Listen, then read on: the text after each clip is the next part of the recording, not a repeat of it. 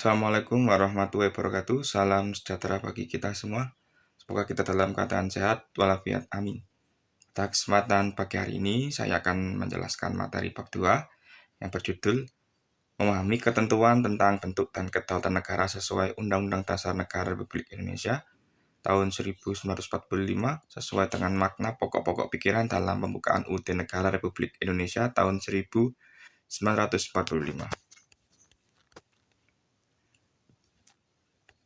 Tujuan pembelajaran 1. Bersyukur kepada Tuhan Yang Maha Esa atas bentuk dan kedaulatan negara Republik Indonesia. 2. Menunjukkan sikap bertanggung jawab dalam mendukung bentuk dan kedaulatan negara. 3. Memahami hakikat dan teori tentang kedaulatan. 4. Menyajikan hasil telaah tentang kedaulatan yang sesuai dengan UUD Negara Republik Indonesia tahun 1945 dengan penuh rasa tanggung jawab. A. Hakikat dan teori kedaulatan. 1. Pengertian kedaulatan. Kata kedaulatan berasal dari bahasa Arab yaitu daulah yang artinya kekuasaan tertinggi. Pengertian kedaulatan itu sendiri adalah kekuasaan yang tertinggi untuk membuat undang-undang dan melaksanakannya dengan semua cara yang tersedia. Oleh karena itu, kedaulatan rakyat membawa konsekuensi bahwa rakyat adalah pemegang kekuasaan tertinggi dalam kehidupan bermasyarakat dan bernegara. Kedaulatan rakyat berarti juga pemerintah mendapatkan mandatnya dari rakyat, oleh rakyat, dan untuk rakyat.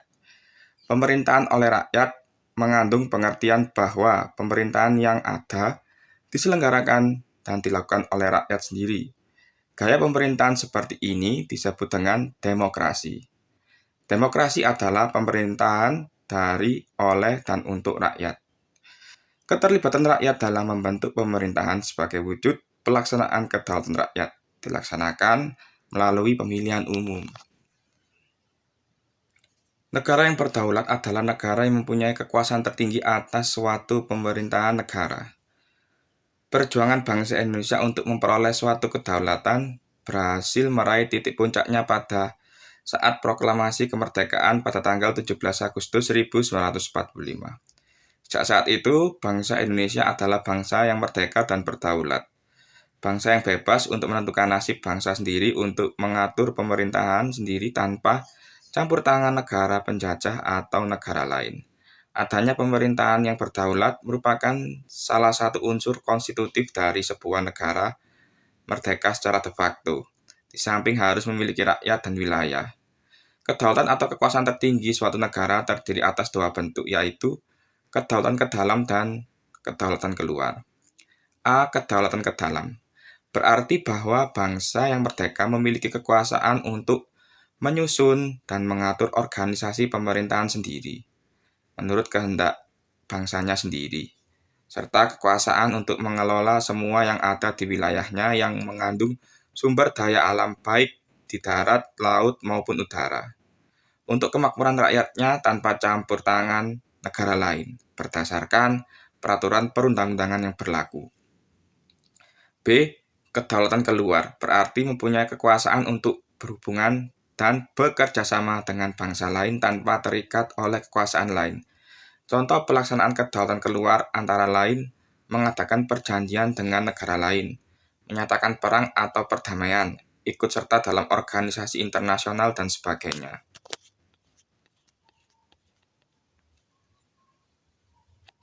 Ini adalah gambar perjanjian antar negara Indonesia dengan Australia.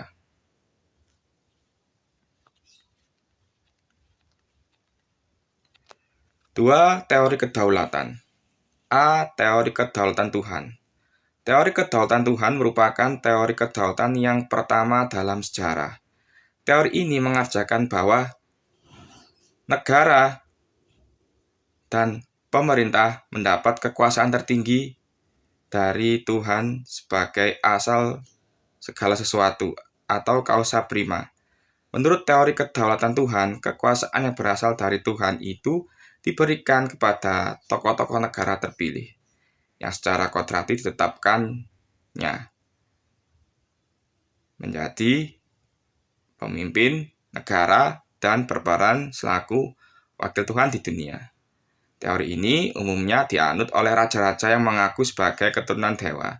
Misalnya, para raja Mesir kuno, Kaisar Jepang, Kaisar Tiongkok, Raja Belanda, atau Beetle Great Goods atau kehendak Tuhan, dan Raja Ethiopia, Haile Selassie, singa penakluk dari suku Yuda, pilihan Tuhan.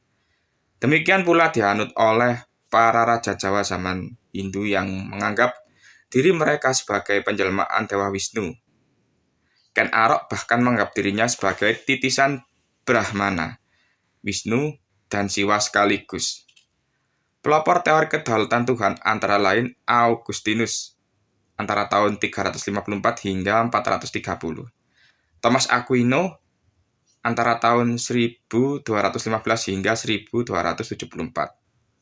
Kemudian F. Hegel antara tahun 1770 hingga 1831.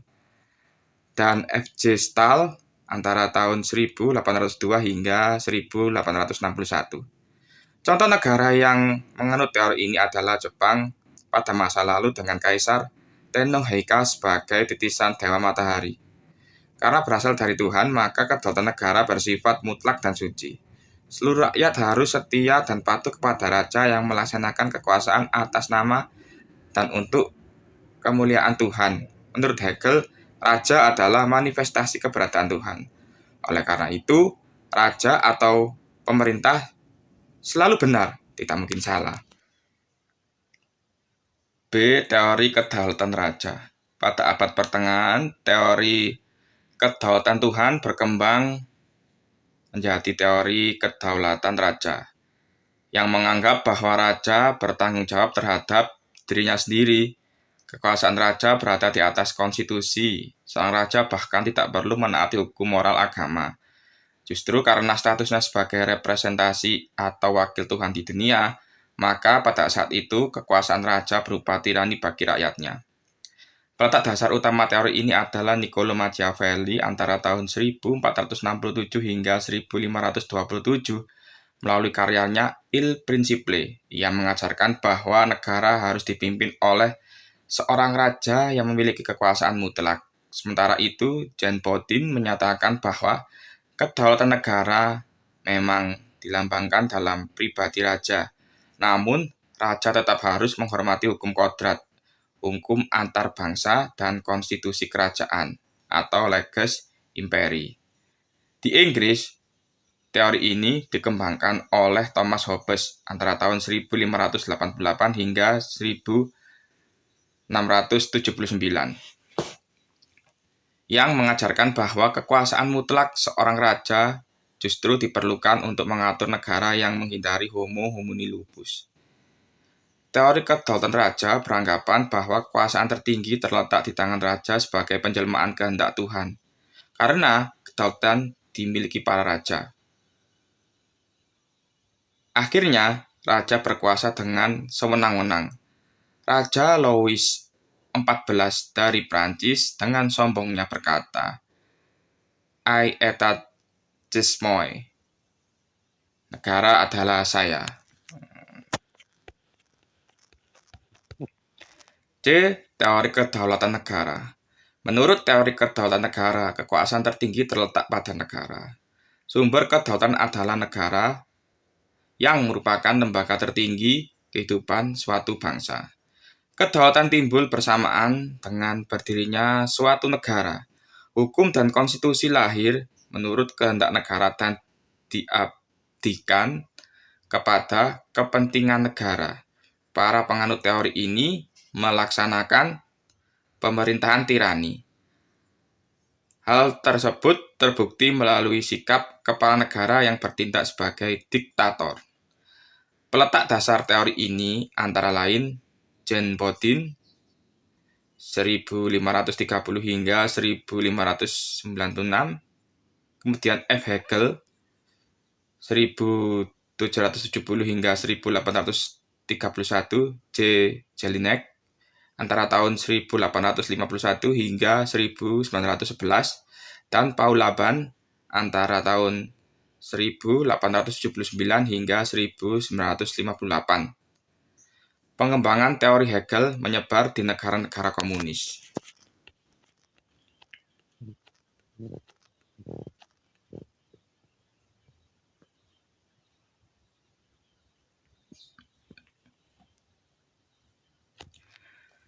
D. Teori kedaulatan hukum. Berdasarkan pemikiran teori kedaulatan hukum, kekuasaan pemerintah berasal dari hukum yang berlaku. Hukumlah, baik tertulis maupun tidak tertulis, yang membimbing kekuasaan pemerintah. Kekuasaan hukum merupakan kekuasaan tertinggi dalam negara. Hukum bersumber dari rasa keadilan dan kesadaran hukum. Negara melindungi hak-hak warga negara dan mewujudkan kesejahteraan umum. Etika normatif negara yang menjadikan hukum sebagai panglima mewajibkan penegakan hukum dan penyelenggaraan negara dibatasi oleh hukum. Pelopor teori kedaulatan hukum diantaranya Hugo de Groot, Grebe, Immanuel Kant, dan Leon Degroote.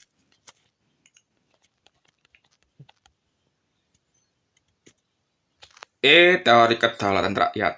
Teori kedaulatan rakyat beranggapan bahwa rakyat merupakan kesatuan yang dibentuk oleh suatu perjanjian masyarakat.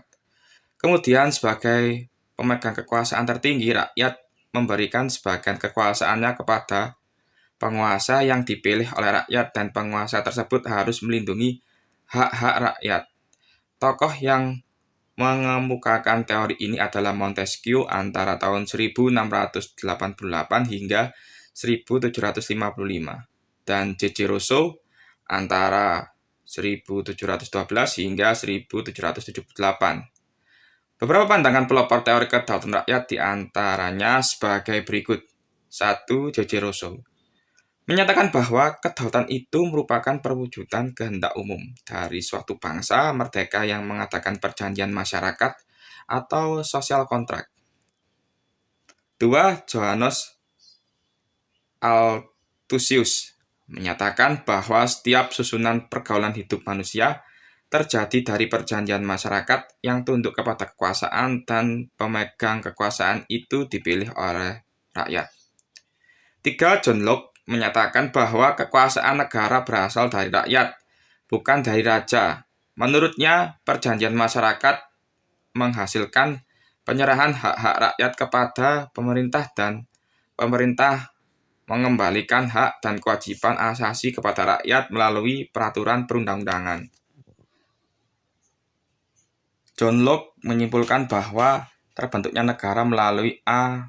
Pactum Unionis, yaitu perjanjian antara individu untuk membentuk suatu negara. B. Pactum Subjectionis, yaitu perjanjian antara individu dan wadah atau negara untuk memberi kewenangan atau mandat kepada negara berdasarkan konstitusi atau UD. 4. Montesquieu, seorang ahli dari Prancis, berpendapat bahwa agar kekuasaan dalam suatu negara tidak berpusat pada seseorang. Kekuasaan dalam suatu negara dibagi ke dalam 3 kekuasaan yang terpisah, atau separate of power. Memegang kekuasaan yang satu tidak mempengaruhi dan tidak ikut campur tangan terhadap kekuasaan lainnya. Pembagian kekuasaan dalam negara dibagi atas 3 kekuasaan, yaitu A. Kekuasaan legislatif, yaitu kekuasaan untuk membuat peraturan perundang-undangan dalam suatu negara. B. Kekuasaan eksekutif, yaitu kekuasaan untuk melaksanakan peraturan perundang-undangan yang berlaku. Kekuasaan eksekutif sering disebut sebagai kekuasaan menjalankan pemerintahan. Dan C. Kekuasaan yudikatif, yaitu kekuasaan untuk menegakkan peraturan perundang-undangan yang berlaku apabila terjadi pelanggaran. Kekuasaan yudikatif sering disebut sebagai kekuasaan kehakiman. Sekian yang dapat saya sampaikan. Mohon maaf bila ada salah-salah kata. Assalamualaikum warahmatullahi wabarakatuh.